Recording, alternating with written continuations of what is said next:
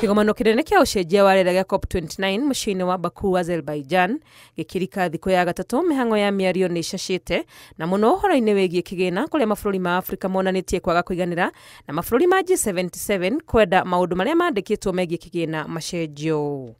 There are commitments and obligations taken under the convention, under the Paris Agreement.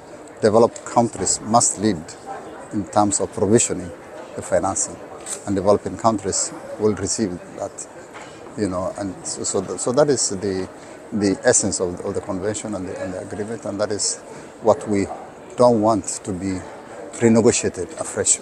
Ujumbe wa gĩtarũ kĩa Afrika kĩgomano-inĩ gĩkĩ ũkĩnyitĩrĩra atĩ nĩ kĩhoto mabũrũri maya makue mũrigo kuona nĩo mathũkagia rĩera na gĩkĩro kĩnene no hathara ĩkagwĩra mabũrũri marĩa marakũra. This is supposed to be a flow from the global north to the global south. Why? Because of historical responsibilities. The Kyoto Protocol tells you that historical responsibilities are there, polluters pay are there.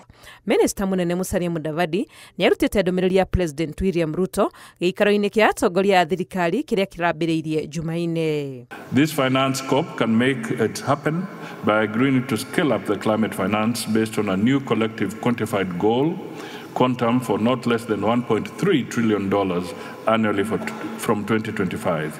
The COP should also agree on quantum of not less than $5.8 trillion for the implementation of NDCs by 2030.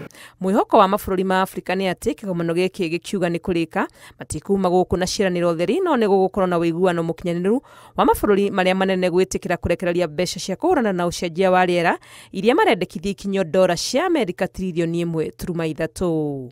Ngĩribotera Inooro TV, rĩtwa rĩakwa nĩ Wangui wa Mwangi.